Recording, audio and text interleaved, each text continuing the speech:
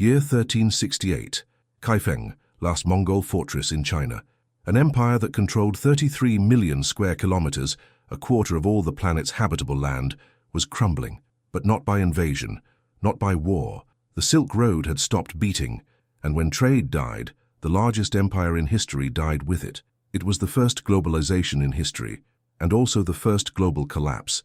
And today, as you watch this video, the same roots are breaking again. They just changed their name. Before continuing, check if you're already subscribed to the channel and write in the comments where you're watching this video from. I love knowing how far these stories reach. Year 1206. In the frozen steppes of Mongolia, a man named Temujin has just unified the fiercest nomadic tribes in the world. He proclaims himself Genghis Khan, the Great Khan, the universal emperor. No one imagined what would come next. In just 70 years, his descendants would conquer from Korea to Hungary, from Siberia to Vietnam, a territory so vast that no empire before or after would equal it. But here's the secret nobody tells. The Mongols didn't build the world's largest empire with swords. They built it with trade routes. Genghis Khan understood something revolutionary. War could conquer lands, but only trade could maintain them. Only trade generated loyalty. Only trade turned enemies into partners. And thus was born the Yam, the most sophisticated postal and commercial system the world had seen until then. Imagine this: stations every 40 kilometers, fresh horses waiting, messengers protected by imperial law, merchants with golden passports that made them untouchable. A merchant could travel from Venice to Beijing without paying a single bribe, without being robbed, without fear. Marco Polo called it the Khan's miracle. The Silk Road, which had been fragmented for centuries among rival kingdoms, was now an imperial highway. One law, one protection, one system, and money flowed like never before. Spices from Indonesia, silk from China, gold from Africa, silver from Persia, glass from Venice, paper money invented in Beijing. The Mongols taxed all that flow. They didn't need to farm. They didn't need to produce. They only needed to keep the routes open. And for almost 150 years, it worked. The Mongol Empire became the first truly global economic system in history, the first experiment in international free trade, the first globalization. A quarter of the world used currencies backed by the Khan. The caravans never stopped. The economy never slept. Kublai Khan, grandson of Genghis, went even further. He created the world's most advanced paper money. He forced all merchants to use it. He backed each bill with silver and gold from the imperial treasury, and it worked, for a while. But behind the glory, something deadly was growing in silence, something that not even the world's best warriors could stop. The mistake began with an innocent lie. Trade will never stop. Kublai Khan and his successors believed the routes were eternal, that the flow of wealth was automatic, that it was enough to maintain military order, and the economy would take care of itself. But they were building a castle on sand. You see, the Mongol economy depended on something they didn't control: the willingness of others to trade. They produced almost nothing. They didn't farm enough. They didn't manufacture luxury goods. They only connected, only intermediated, only collected tolls. They were the Amazon of the Middle Ages, but without their own warehouses. And when that model wobbles, it wobbles fast. The first mistake was unbridled ambition. Kublai Khan invaded Japan twice, failed both times. Spent fortunes on fleets that sank, on soldiers who never returned. He invaded Vietnam 3 times, failed all 3. More money, more men, more prestige lost. He invaded Java, failed. The conquests had ended, but military spending kept growing. And here comes the second mistake, and the fatal one. To finance the wars, Kublai Khan did what all desperate empires do. He printed more money, bills without backing, paper money with no silver behind it. Imperial orders to accept it under penalty of death. At first it worked. People were afraid. Merchants obeyed. But fear doesn't sustain a currency. Trust does. And trust was disappearing. Year 1280.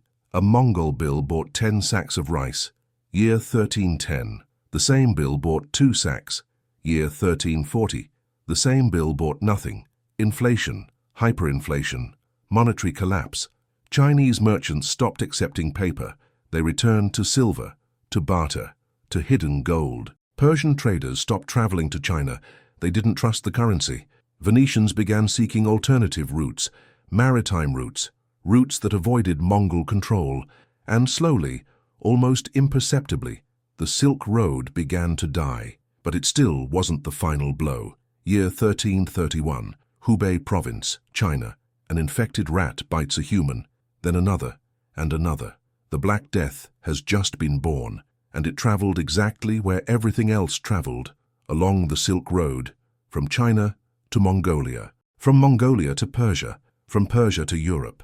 In just 20 years, the plague killed between 75 and 200 million people, 1/3 of the world's population, and the trade routes, those same routes that had enriched the empire, now transported death. Governments closed borders, caravans stopped moving, markets emptied. Mongol globalization had created the first global pandemic, and with it, the first global economic collapse.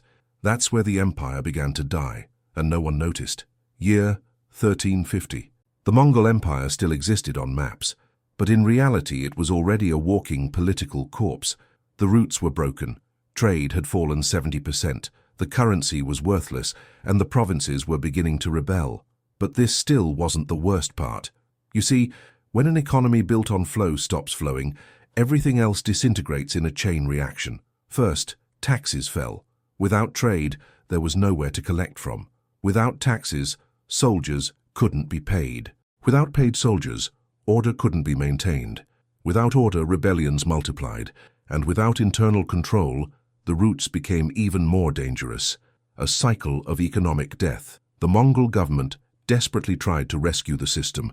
They printed even more money, ordered executions for those who rejected paper currency, confiscated silver from temples, increased taxes on peasants. But they only made things worse. Chinese peasants, fed up with abusive taxes and widespread hunger, began to organize. Year 1351, the Red Turban Rebellion erupted. It wasn't an aristocratic revolt. It wasn't a general's coup. It was a popular revolution. Millions of starving peasants, armed with sticks and rage. And the Mongols, accustomed to conquering empires with cavalry, didn't know how to fight their own people. Meanwhile, in the Western Empire, history repeated itself. The Mongol Khanates of Persia and Russia began to fracture.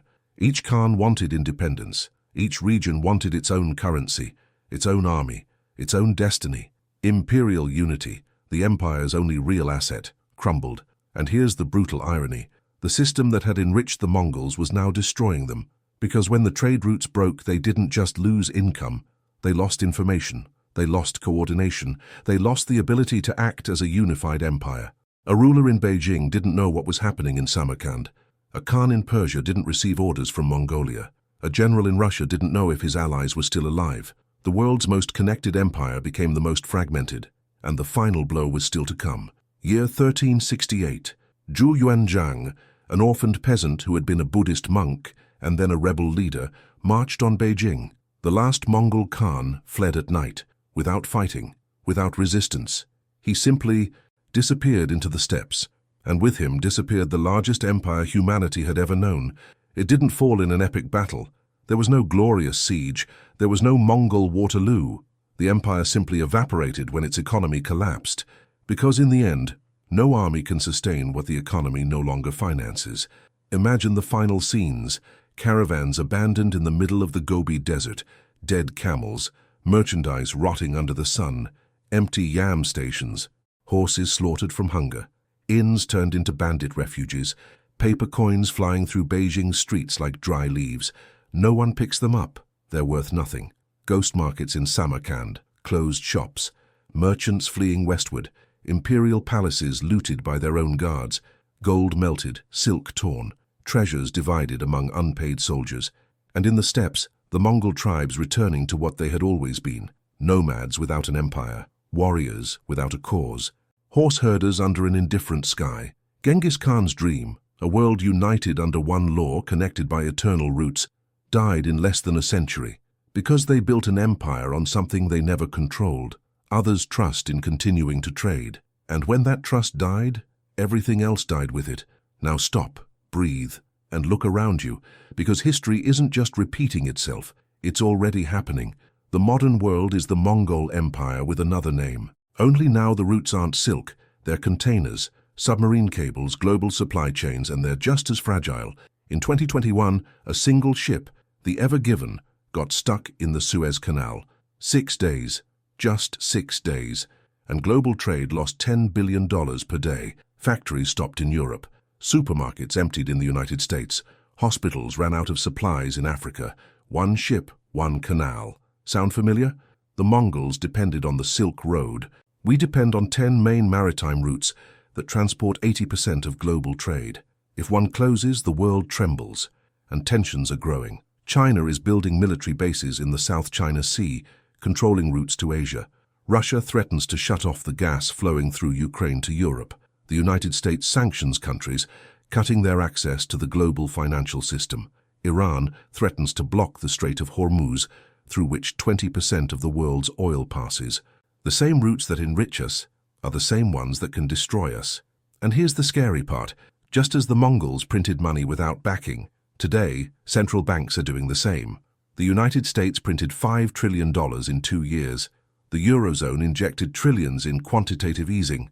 Japan has been printing non-stop for decades, and they all say the same thing Kublai Khan said.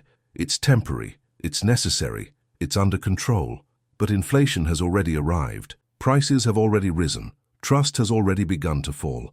And when empires lose trust in their currency, they lose everything. Additionally, we have a new ingredient in the collapse recipe: deglobalization. Companies no longer trust distant supply chains. They're bringing production back, regionalizing, fragmenting. China is no longer the world's reliable factory. The United States is no longer the reliable consumer. Europe is no longer the neutral trading partner. Everyone is building walls. Everyone is closing routes. Everyone is printing their own digital currency, exactly like the Mongol Khanate is fragmenting. And if you add a pandemic that shut down the world in 2020, a war in Ukraine that broke energy chains in 2022, a banking crisis that shook confidence in 2023, the pattern is identical. The Mongols believed they were too big to fall. We believe the same. They thought the roots were eternal. We think the same. They printed money thinking trust could be forced. We're doing the same. And when everything collapsed, no one was prepared. Are we prepared? When money dies, everything else dies with it.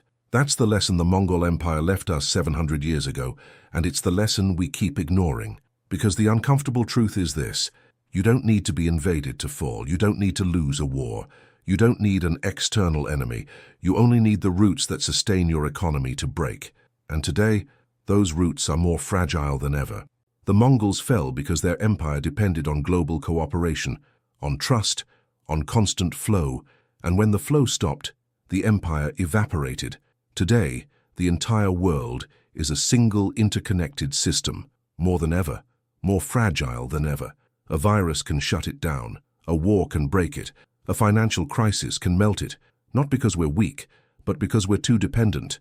The next giant to fall won't be defeated by armies.